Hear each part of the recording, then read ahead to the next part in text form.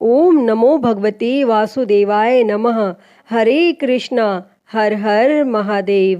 प्रिय भक्तजनों, आप सभी को ज्येष्ठ माह में पड़ने वाली वट पूर्णिमा व्रत की बहुत बहुत शुभकामनाएं। वट पूर्णिमा व्रत हर साल ज्येष्ठ माह के शुक्ल पक्ष की पूर्णिमा तिथि को रखा जाता है। यह व्रत महिलाएं अपने पति की लंबी उम्र के लिए रखती हैं और सुखी जीवन की कामना करती हैं। यह व्रत पश्चिमी भारत में ज्येष्ठ पूर्णिमा के दिन मनाया जाता है, तो वहीं उत्तर भारत में वट सावित्री व्रत ज्येष्ठ अमावस्या के दिन मनाया जाता है।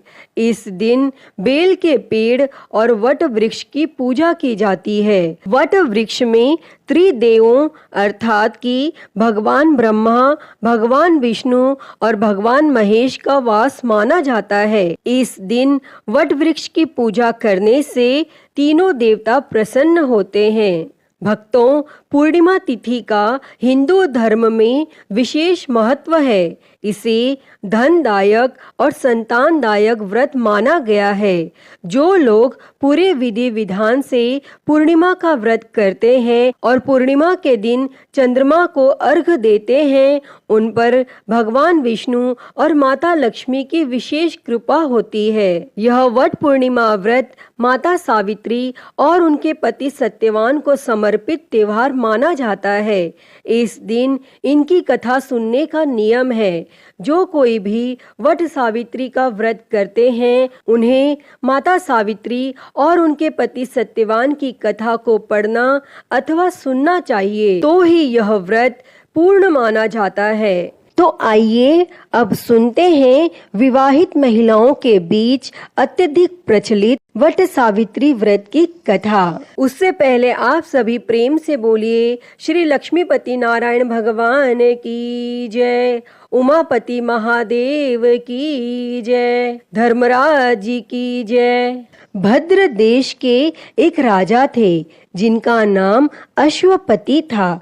भद्र देश के राजा अश्वपति की कोई संतान न थी, इसीलिए उन्होंने संतान प्राप्ति के लिए मंत्रोच्चारण के साथ प्रतिदिन 1,00,000 आहुतियां दी और 18 वर्षों तक यह क्रम जारी रहा।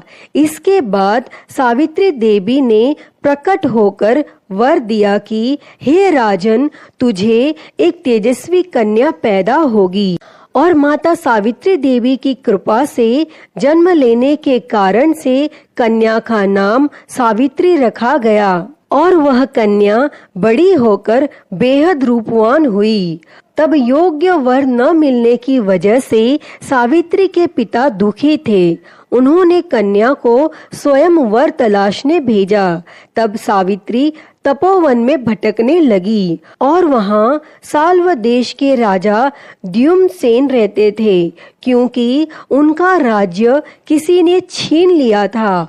और उनके पुत्र सत्यवान को देखकर सावित्री ने पति के रूप में उनका वरण किया। तब ऋषिराज नारद को जब यह बात पता चली तो वह राजा अश्वपति के पास पहुँचे और कहा कि हे राजन, यह क्या कर रहे हैं आप?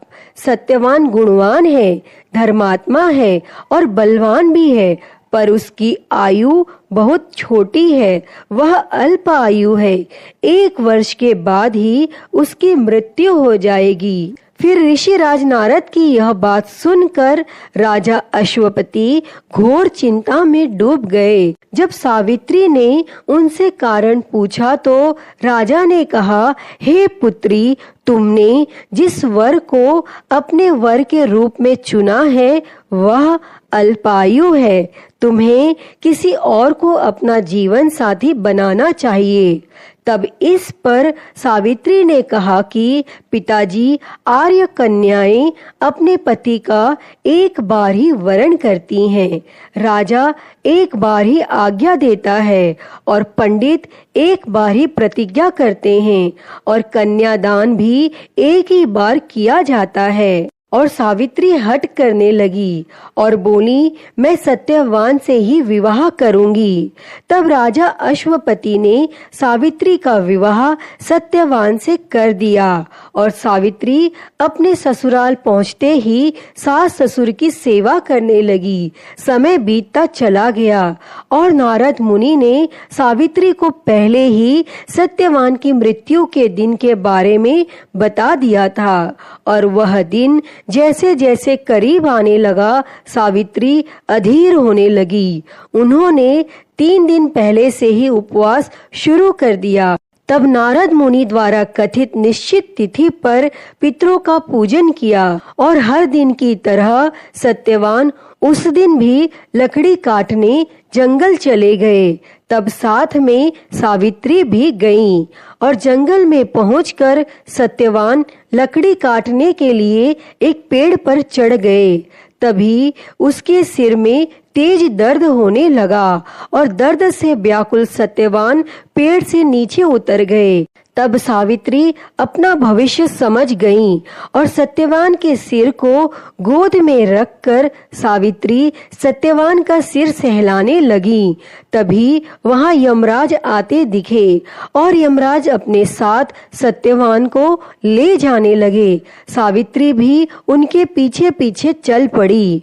तब यमराज ने सावित्री को समझाने की कोशिश की कि यह विधि का विधान है, लेकिन सावित्री नहीं मानी। तब सावित्री की निष्ठा और पति परायणता को देखकर यमराज ने सावित्री से कहा कि हे देवी, तुम धन्य हो, तुम मुझसे कोई भी वरदान मांगो। तब सावित्री ने कहा कि मेरे सास ससुर वनवासी हैं और अंधे हैं और उन्हें आप दिव्य ज्योति प्रदान करें। तब यमराज ने कहा, ऐसा ही होगा, जाओ अब लौट जाओ। लेकिन सावित्री अपने पति सत्यवान के पीछे पीछे चलती रहीं। तब यमराज ने कहा, देवी तुम वापस जाओ। सावित्री ने कहा, भगवान, मुझे अपने पतिदेव के पीछे पीछे चलने में कोई परेशानी नहीं है। पति के पीछे चलना मेरा कर्तव्य है। यह सुनकर उन्होंने फिर से उसे एक और वर मांगने के लिए कहा। तब सावित्री बोली, हमारे ससुर का राज्य छिन गया है, उसे पुनः वापस दिला दें। तब यमराज ने सावित्री को यह वरदान भी दे दिया और कहा, अब तुम लौट जाओ। लेकिन सावित्री पीछे पीछे चलती रहीं। यमराज ने सावित्री को तीसरा वरदान मांगने को कहा। इस पर सावित्री ने 100 संतानों और सौभाग्य का वरदान मांगा और यमराज ने इसका वरदान भी सावित्री को दे दिया।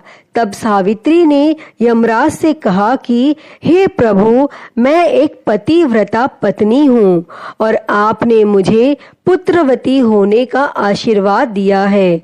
यह सुनकर यमराज को सत्यवान के प्राण छोड़ने पड़े। तब यमराज अंतर ध्यान हो गए और सावित्री उसी वट वृक्ष के पास आ गई जहाँ उसके पति का मृत शरीर पड़ा था। तब सत्यवान जीवित हो गया और दोनों खुशी खुशी अपने राज्य की ओर चल पड़े। दोनों जब घर पहुँचे तो देखा कि माता पिता को दिव्य ज्योति प्राप्त हो गई है। तब इस प्रकार सावित्री सत्यवान चिरकाल तक राज्य सुख भोगते रहे।